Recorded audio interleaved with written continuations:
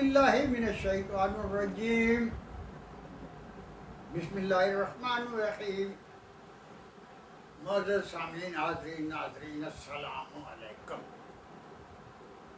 میں آپ کے سامنے دین اور دنیا کے درمیان پہچان کا طریقہ کے عنوان سے کچھ باتیں کہنا چاہتا ہوں۔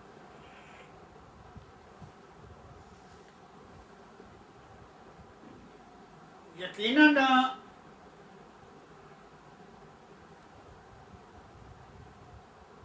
95% علم والے لوگ بھی ان کو بھی اس بات کو، اس پہچان کو واضح طریقے سے سمجھنا بہت مشکل ہوتا ہے۔ یہ اتنا پیچیدہ عمل ہے، میں اس کی تھوڑی سی وضاحت کرتا ہوں۔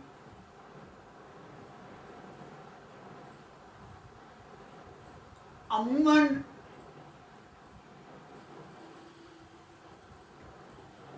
یہ گھر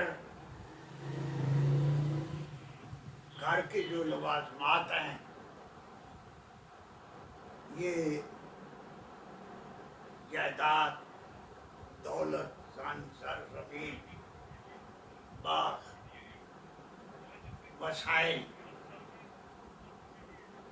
ان کے بارے میں ہمارا یہی تصور ہوتا ہے کہ یہ دنیا ہے، یہ بیٹا، بیوی،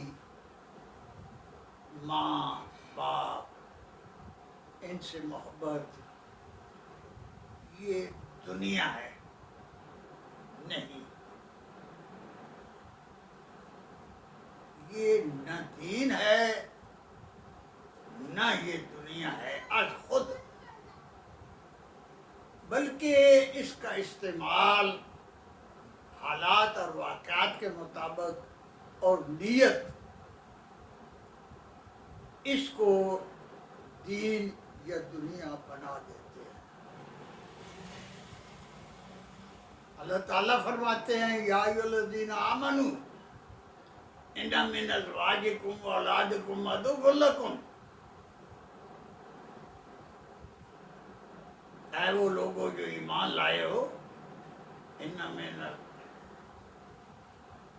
یا ایھا الذین آمنوا ان من ازواجکم واولادکم عدو لکم، تمہاری بیویاں اور تمہارے بیٹے، ان کے اندر تمہاری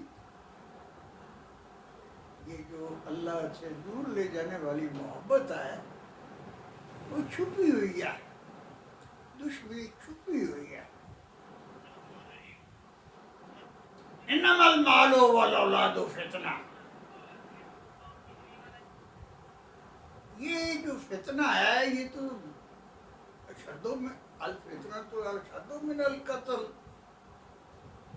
یہ تو قتل کرنے سے بھی بے جا اور یہ تو بہت سارے لوگوں کو قتل کرنے کا باعث بن جاتا ہے، یہ تو اس سے بھی زیادہ برا ہے۔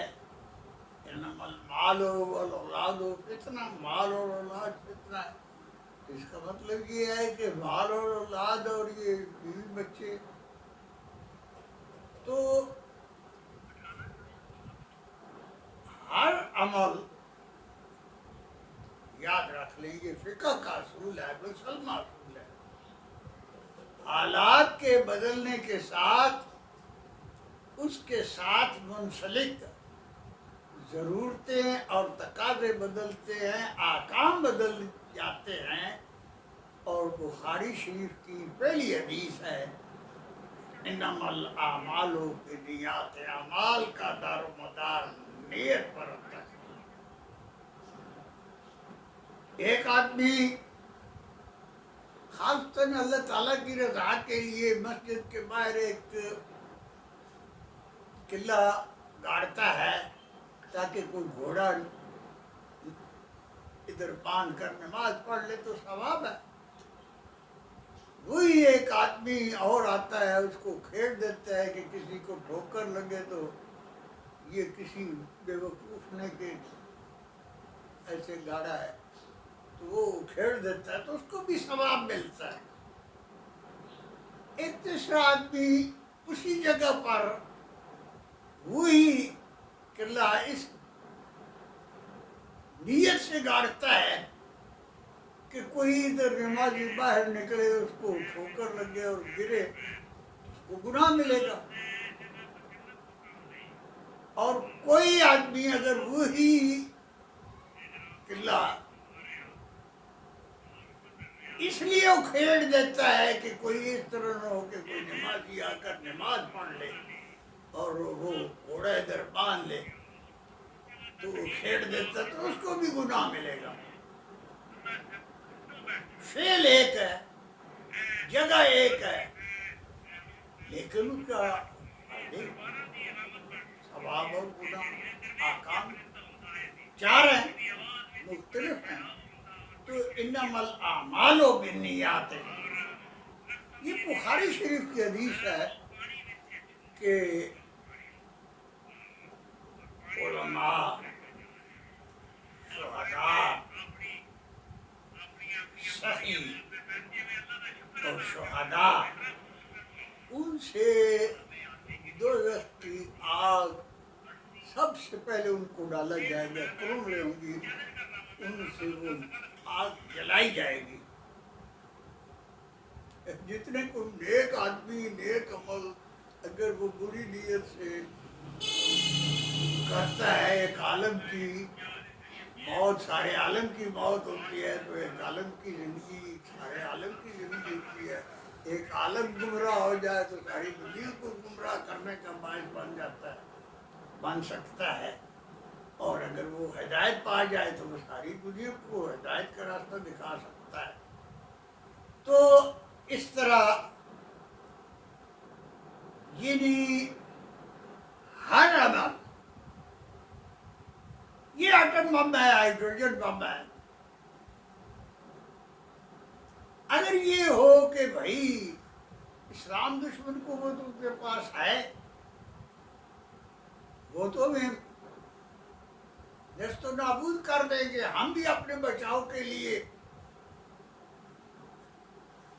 अपनी जान बचाने के लिए और दीन के गलबे के लिए हमें भी होना चाहिए। तो गुनाह नहीं है बल्कि सवाब है। इसीलिए डॉक्टर अब्दुल कदीर को मोहसिन पाकिस्तान कहते हैं।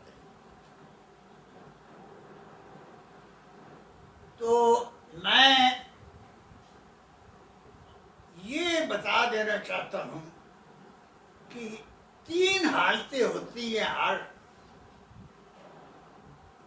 चीज की, जान, जर, जमीन, ये अमाल, ये दौलत, ये सारी चीज, इनकी तीन हालतें होती हैं। अगर ये फिका का असूल है, फिका का तीन हालतें होती हैं। अगर ये अल्लाह ताला की रज़ा के लिए हो, दीन हक के गलबे के लिए हो, मेरी ज़िंदगी का मकसद तेरे दीन की सरफराजी, मैं इसीलिए मुसलमान, मैं इसीलिए नमाजी, तो ये ऐन दीन है। अगर वो दीन हक के गलबे के बरअक्स उसको शो डाउन करने और बातिल अदियान को गलबे के लिए इस्तेमाल हो, तो वो तो दुनिया है। एक तीसरी चीज भी है, उसको सेकुलर मिजाज कहा जाता है। सेकुलर यानी उसमें मैं थोड़ी सी वजाहत कर देता हूँ چونکہ مجبوری ہے. یہ بخاری یہ مسلم شریف کی حدیث ہے، جلد دوم صفحہ 65، طبع اصحاء المطابق کراچی. یہ طبع اگر بتایا جائے تو فوراً وہ حدیث جو ہے اس پر آ جاتی ہے.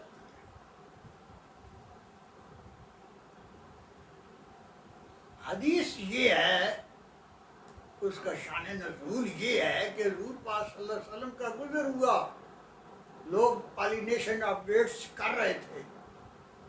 حضور پاک صلی اللہ علیہ وسلم نے پوچھا صحابہ سے کہ کیا کر رہے ہو؟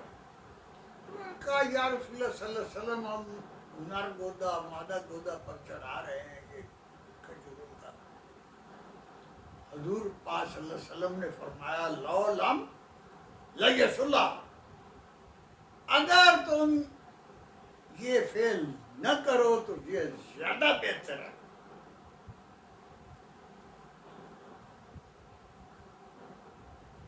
تو اس سال صحابہ نے وہ فعل چھوڑ دیا. اگلے سال کھجوروں کی پیداوار بہت کم ہوئی. حضور پاک صلی اللہ علیہ وسلم نے پوچھا صحابہ سے کہ پچھلے سال تو اتنی کھجوریں ہوئی، اب اتنی کم کیوں ہو گئی، وجہ کیا بنی؟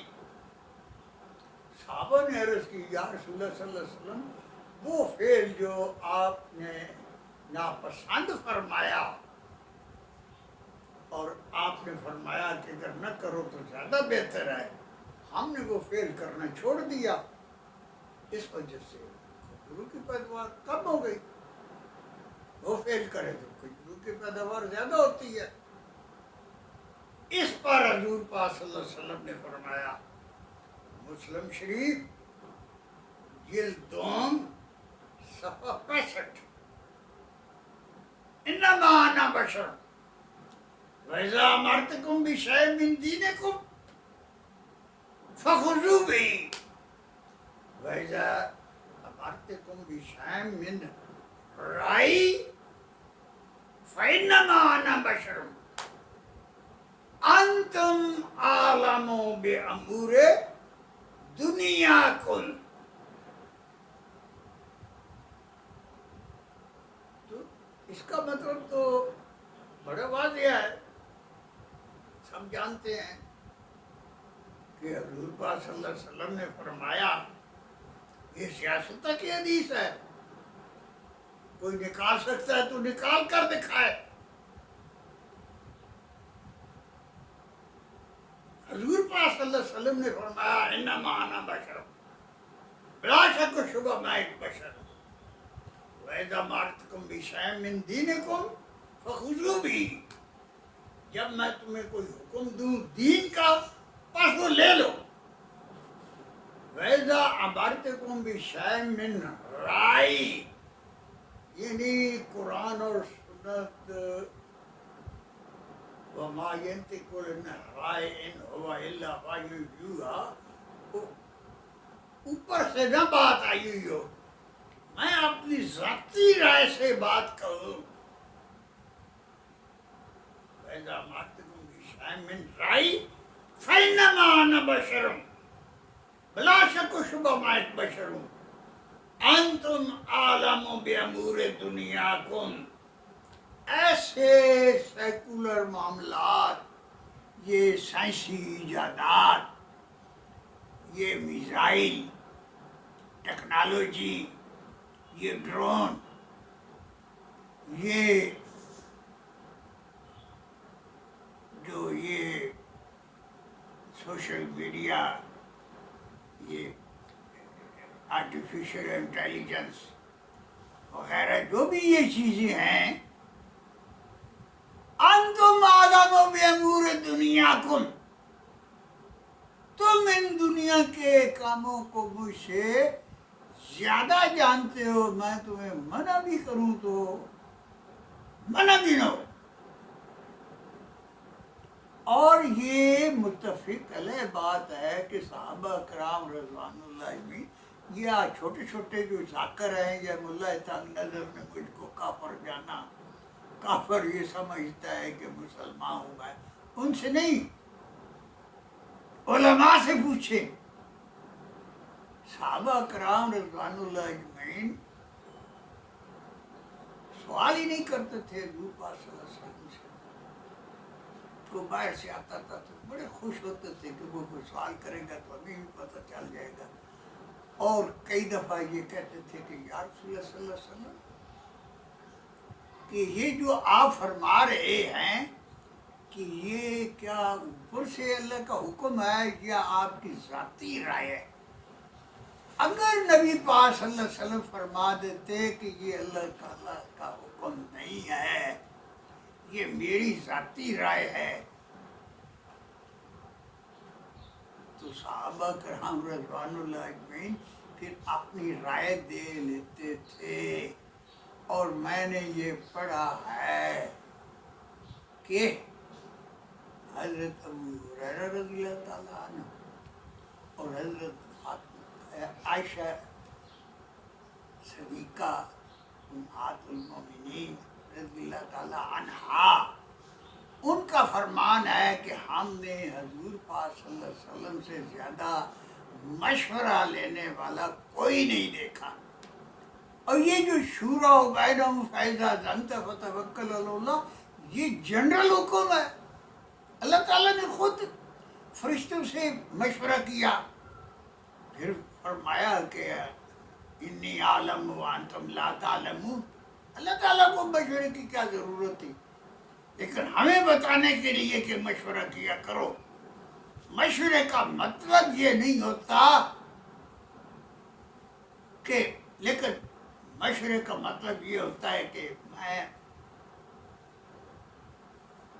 علم غیب نہیں جانتا، اور اللہ تعالیٰ قرآن پاک میں فرماتے ہیں کہ ایک چیز کو آپ اپنے لیے نفع بخش سمجھتے ہو وہ آپ کے لیے نقصان دہ ہے، اور ایک چیز کو اپنے لیے نقصان دہ سمجھتے ہو وہ تمہارے لیے فائدہ مند ہے۔ میں نے یہ حتمی علم کسی کو بھی نہیں دیا، اور نبی پاک صلی اللہ علیہ وسلم فرماتے ہیں کہ مجھے بھی اگر پتہ چلتا تو میں سارے نفع اپنے لیے سمیٹ لیتا اور ساری مشکلات سے بچ جاتا۔ غیب کا علم جو ہے مجھ سے بھی اللہ تعالیٰ نے، اللہ تعالیٰ غیب کا علم جانتا ہے۔ تو میرا مطلب یہ ہے کہ مسلمان دین اور دنیا